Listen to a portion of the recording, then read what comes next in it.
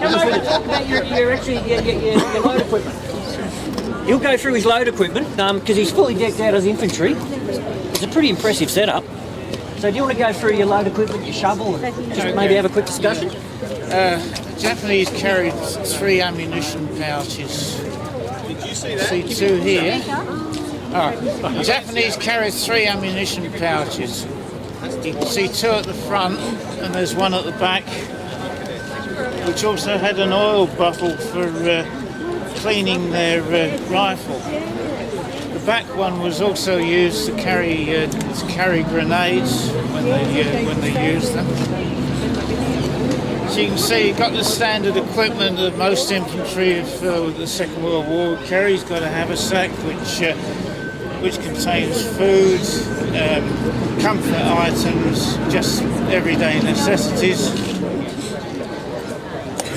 You got your shovel? Yeah. Got Got a folding shovel on the backpack there. The backpack was used to carry extra clothing, clean clothing, medical gear if necessary. The water bottle that they use differs a bit from the one that you see that the Australians use. It's got a stopper that's made out of wood,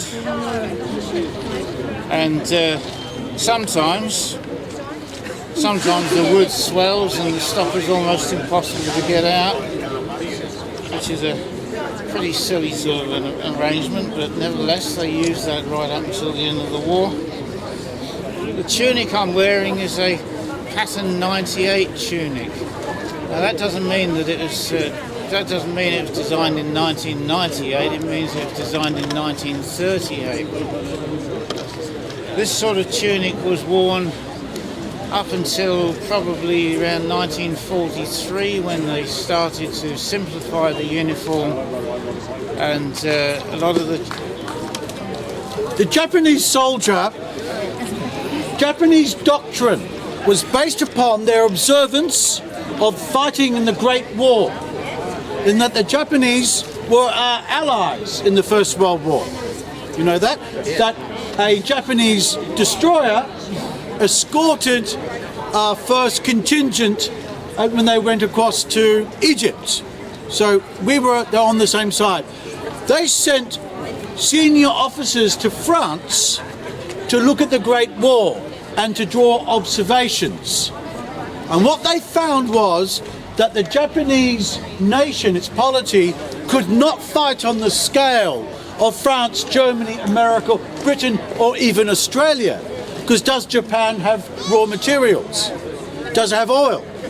No, 70% of the home islands are covered in forest. And the other 30% are in rice paddies and in small towns called machi, or cities. And so they determined in their modernisation that a senior private like this specimen, right, would be the building block of their army. Whereas for Australia, Britain, France and Germany, the building block, of course, was the fighting unit used artillery and tanks, yes? Because, of course, they had the steel, the coal and the coke to build such war machines, but the Japanese did not. They had just this person for which to fight. And in fact, they built their military. Pull out your bayonet. Take it off. Where's the bayonet? Give me your bayonet, Corporal. The Japanese doctrine was based upon the point of the bayonet, that they realised they could not bring artillery to fight, they did not have the industry to build guns and to fire the 100,000 shells a day which were fired in the Great War, just on a 4-kilometre front. They knew they couldn't do it. And so they used the samurai ethos of Bushido, yes? Heard about Bushido? But in fact, in the 1920s, Bushido was kind of discredited. They looked down upon it as being old-fashioned. and they built a new doctrine called Seishin, which means military spirit. And the whole idea, stand up on this chair, Corporal, that this man was superior to the Australian, come here, Corporal, was considered superior to this man because this man had an emperor that was divine and was descendant from the first emperor in Japan called Jimmu, 1,600 years before. This man was related to the divine emperor. He worshipped the divine emperor and believed that service to his country and yea unto death was his primary goal. And because they had no artillery, everything was based on the point of the bayonet. That if they brought the bayonet close to the inferior Western soldier, the Japanese soldier would prevail. Everyone, get ready to say banzai. 3 times. This is all part of the show. Ready? Banzai! Banzai! Banzai! Now, in Malaya, this doctrine worked, did it not? Yeah. Because the point of the bayonet works very well in the jungle. Can you bring artillery through the jungle? No. But can this little private first class with this nasty bayonet creep through the jungle very well? Yes. And in fact, the Japanese regiment or division, unlike the Allied or Australian regiment or division, did not have any logistic units. That is, they didn't have trucks carrying food or water or beer or toilet paper. They had none of this. The private first class carried all his food that he needed, 7 days' rations in his pack.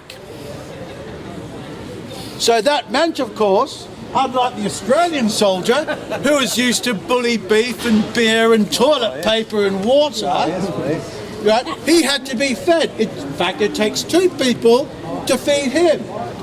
But not this man. He carries his food with him. So this man prevailed in Malaya. That is why. But, as Housey will tell you, what happened in the New Guinea campaign? What went wrong for them at Kokoda? Supplies. Supplies! Why? Because they overextended their supply line. Overextended their supply line. So when they landed on the northern coast, how much food did this man carry? He carried a pot of cooked rice. A pot of cooked rice. On the top of uncooked rice. And a pot of uncooked rice. How many days native gardens. How many days rations did he carry? 3 days. 3 days rations. This is why they failed at Kokoda. This is why they failed. So when we look and we talk about the Imperial Japanese Army soldier, we have to remember that their doctrine was based on their observation of the First World War, that they could not fight the large artillery duels, they did not have the tanks, they didn't even have a logistics service to feed the private soldier. He carried what he needed with him to fight. And in fact, what happened in Malaya, as they overrun this old man, they got his food and they used to call it Churchill's rations. Okay, he got to love bully beef with just a touch of soy sauce. Okay, this is why they prevailed. But later in the war, of course, those logistics caused their doom, and that they could not feed this poor private soldier. Yes, ma'am. Can I just ask you to explain the shoes? The tabi. Explain the shoes. The tabi boots were they originated as boots used by working class people on building sites and things. They were practical, they were hard wearing, they were also protective. So the Japanese army used these as an alternative to the regular army boots. The main advantage of these was that if you were creeping through jungle or anywhere like that, it was a lot easier to remain quiet with wearing these boots than it was to wear army boots. They weren't universally worn, but they were still fairly common in the Japanese army. Thank you, Private First Class Kenichi. Well,